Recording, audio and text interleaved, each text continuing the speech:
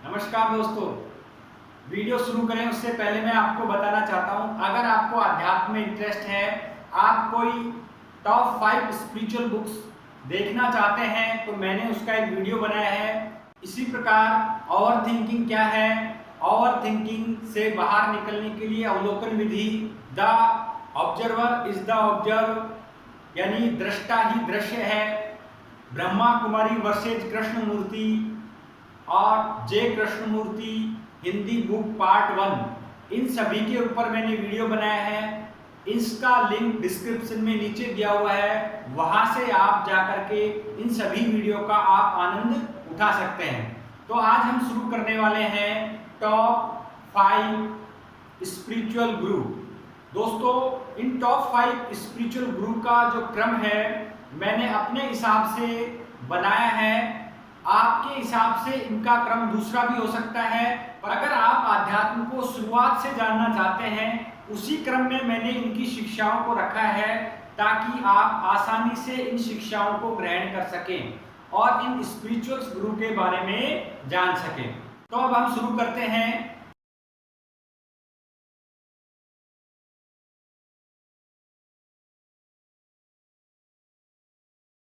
तो दोस्तों, नंबर 5 पे है सदगुरु। जग्गी वासुदेव नाम का एक युवक सदगुरु कैसे बना, इसकी कहानी बड़ी ही इंटरेस्टिंग है।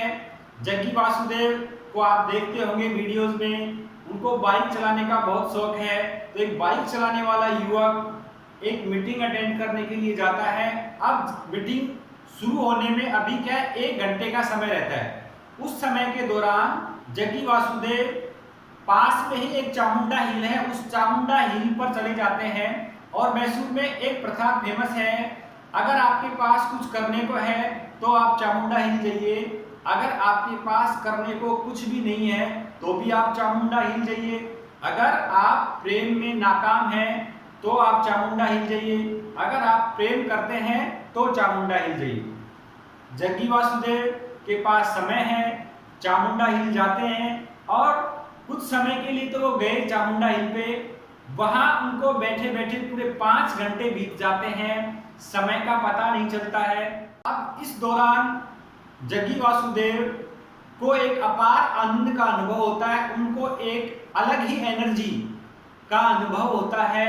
उस एनर्जी के कारण उनके आंखों से आंसू निकलने लगते हैं और आंसुओं की धारा बहने लगती है।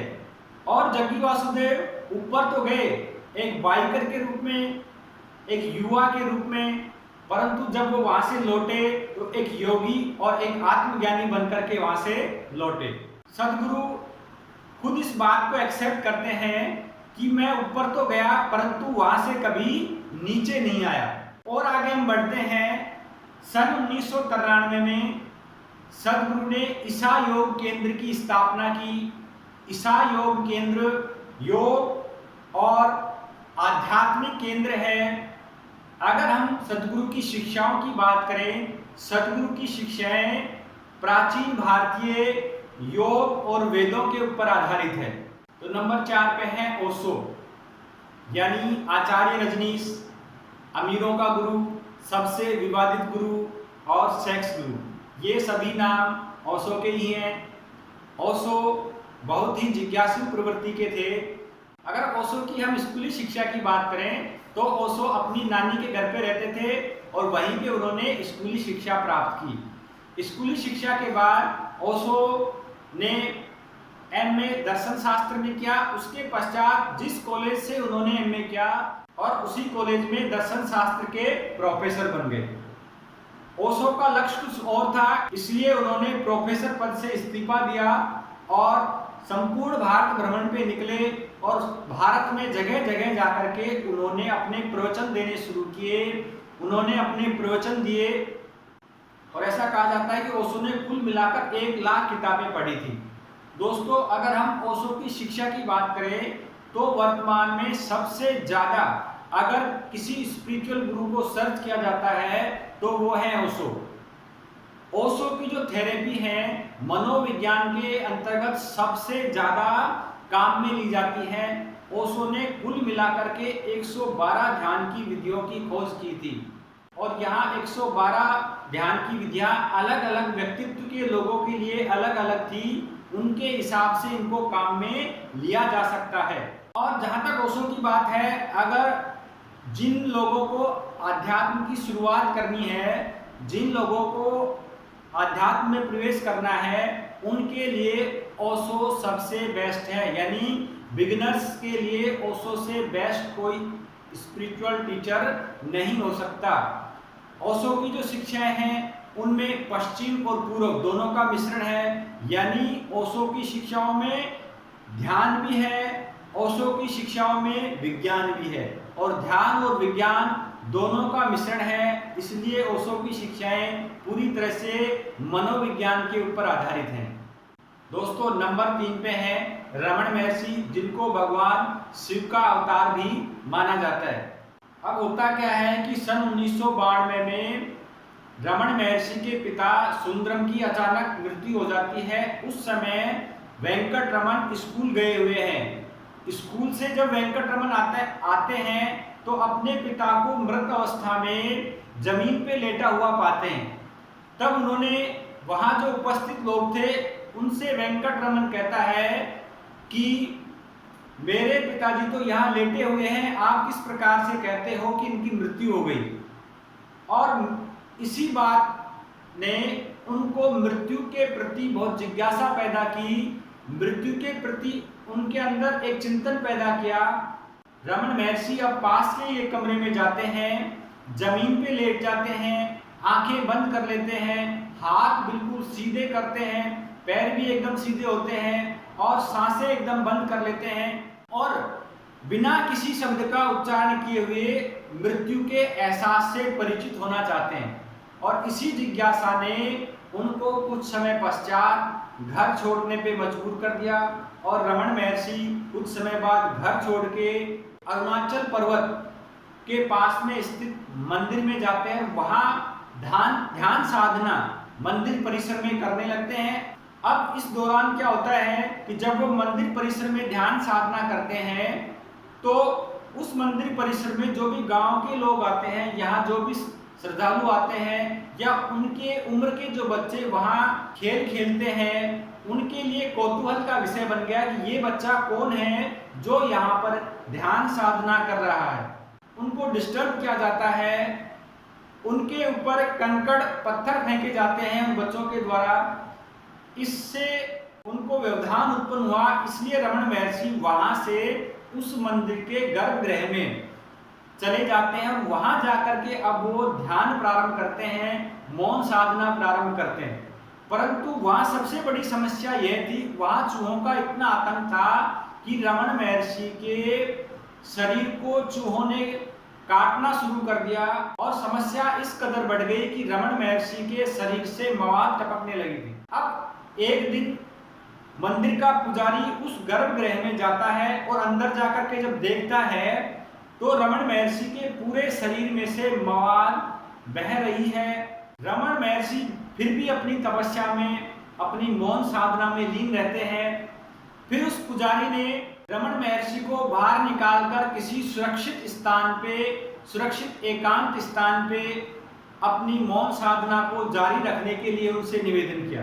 तो दोस्तों, यहाँ तक तो बात होती है रमण महर्षि की साधना की। अगर हम रमण महर्षि की शिक्षाओं की बात करें तो रमण महर्षि की जो शिक्षा है, मैं कौन हूँ, यानी मैं को जानने क्या है, मैं के केंद्र तक पहुँचने तक है।